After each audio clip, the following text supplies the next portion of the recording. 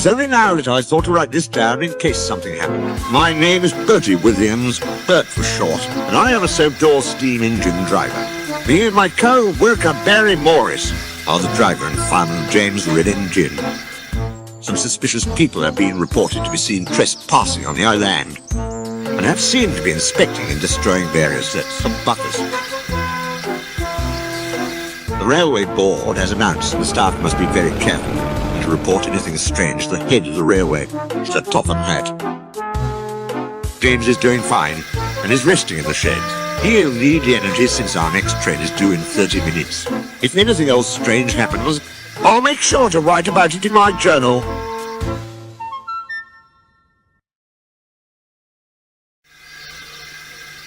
We turned James around for the return journey. It was only 20 minutes till departure, so there was time to spare. I stayed in the cab as Barry walked into the station to have a chat with the station master. As we waited, James claimed he saw a helicopter. It looked like one of those military ones, according to him.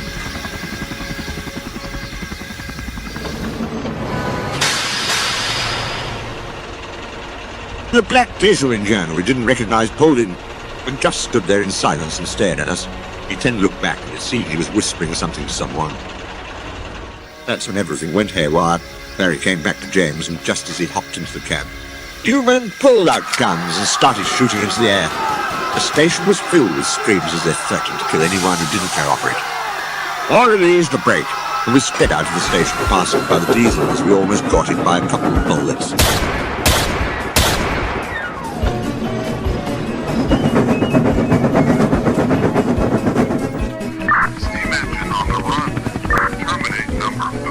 The helicopter flew overhead with someone saying terminate number 5. All three of us were horrified and we charged down the line.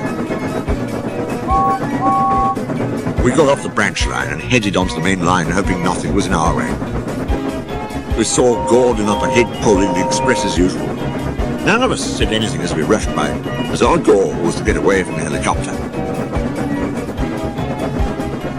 We suddenly heard a whistle behind us. The dwarf who was pulling his train sped onto the main line behind us. Stephen looked back and his eyes widened at the sight of the helicopter. We soon heard the whooshing of a missile speeding straight towards us, as Barry shoveled in more coal for dear life.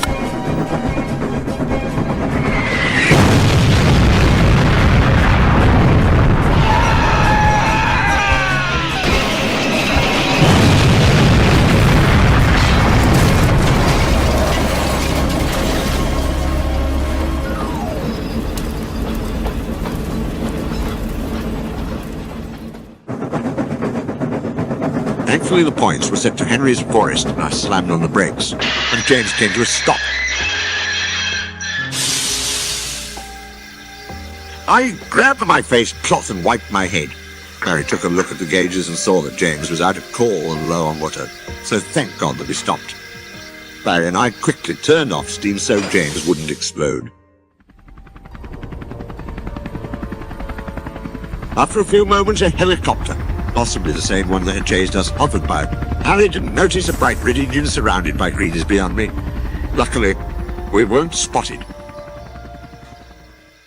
After the coast had cleared, I told Barry to stay with James and I decided to walk over to the single box that we had passed. I carefully walked up the stairs of the single box and opened the door to see a very concerned man. It was the new signalman, Darrell. He said he was keeping a lookout for the armed men and was very happy to see me. I told him everything about what had happened at Kirk Ronan, and he frowned, telling me that he had heard the sound of warning sirens and had decided to stay put during the attack. There was a telephone nearby, and I was going to use it to call for help, but Darrell said that he had already tried. The phone lines had been ripped down earlier by the men, shutting down most of the power on the island. I offered him to join us, but he was hesitant because he would be breaking railway practices, but I eventually talked him into it. The two of us walked back to Barry and James. We have been sitting ducks here for a while, and we have to get moving.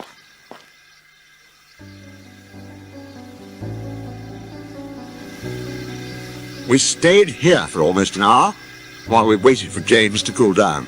We can't stay here, but we can't do anything, as starting James would be risky. But I believe there's a water tower around the bend. It will only be a minute, so we should be fine.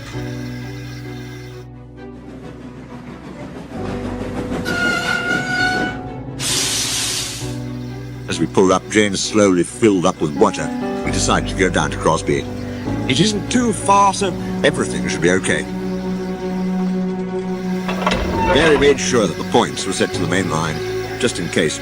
For all we know, some engines could be travelling around the island to try and find out what happened.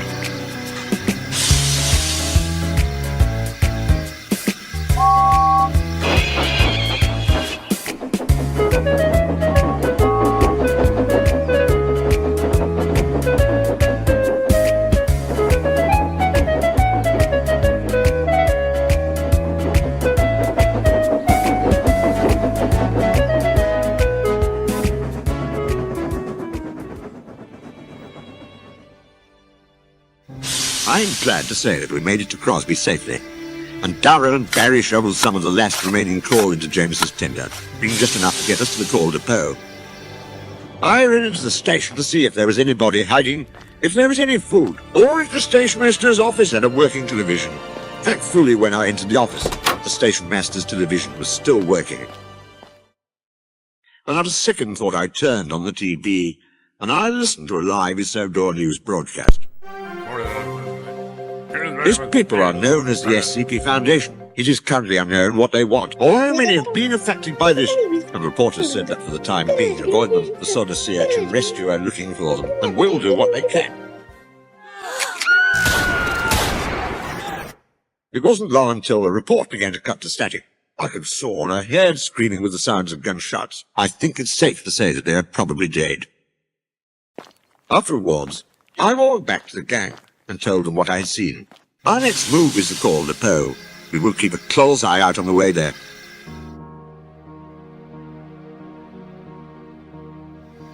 The sun was slowly beginning to set by the time we got there, and there was rolling stock scattered around the yard, either on the rails, in the sidings, or derailed.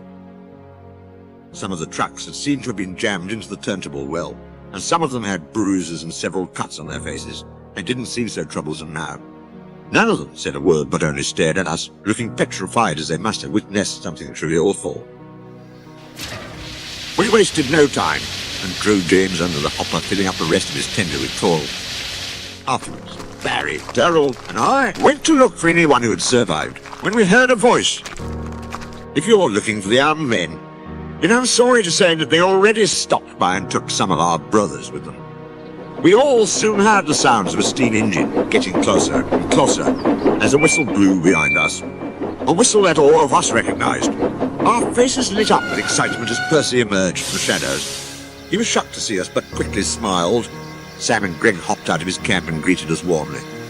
It was interrupted by the sounds of faint, angry voices in the distance, and Percy told us to hide as he sprinted back into the shed. Before I could react, James jerked forward and ran to the shed too.